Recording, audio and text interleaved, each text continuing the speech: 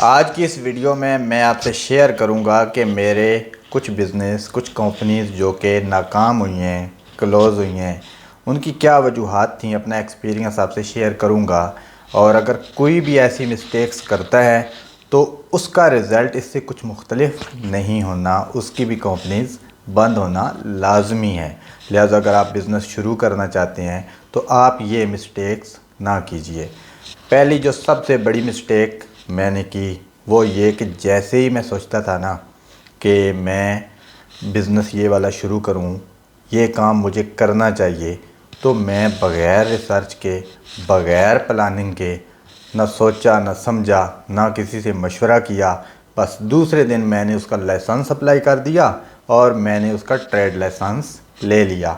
तो अब जैसे ही मैं लाइसेंस ले लेता था, अब नेक्स्ट स्टेप क्या होना था? नेक्स्ट स्टेप ये होता कि मैं अब उस पर मुकम्मल काम करता, मैं रिसर्च करता, चले बाद में ही रिसर्च कर लेता, मैं रिसर्च कर लेता कि अब मुझे इस कंपनी को चलाना कैसे है।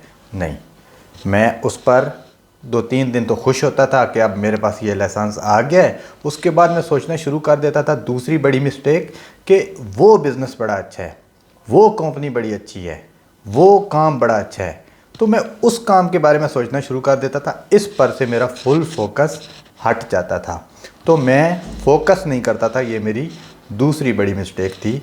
और जो तीसरी बड़ी मिस्टेक थी वो टीम प्रॉपर हायर नहीं करता था, एक्सपर्ट्स कभी भी हायर नहीं करता था, बल्कि अपने रिश्तेदारों में, अपने दोस्त यारों में देखता रहता था कि शायद वो मेरे काम आ सकता था, या जो अपने मेरे ओल्ड एम्प्लॉयज़ होते थे उनमें ढूंढता रहता था कि अच्छा इसको इस काम पे लगा दूं, उधर लगा दूं।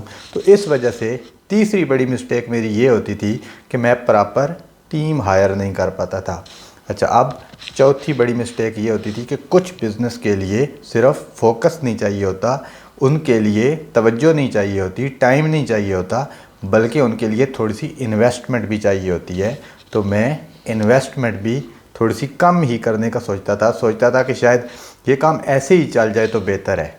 तो बहरहाल चौथी बड़ी मिस्टेक मेरी ये होती थी कि इन्वेस्टमेंट पर भी फोकस नहीं करता था। इसके अलावा एक और मिस्टेक, मार्केटिंग भी प्रॉपर नहीं करता था।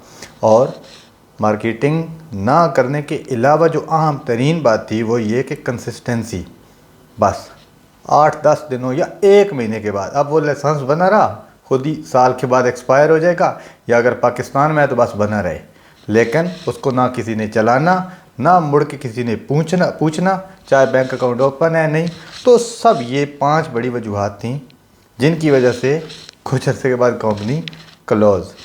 जब इन मिस्टेक्स को दूर किया तो अल्हम्दुलिल्लाह अभी अल्लाह का शुक्र है, कुछ कंपनीज यूएई में भी कामयाबी से चल रही हैं और कुछ पाकिस्तान में भी कामयाबी से चल रही हैं।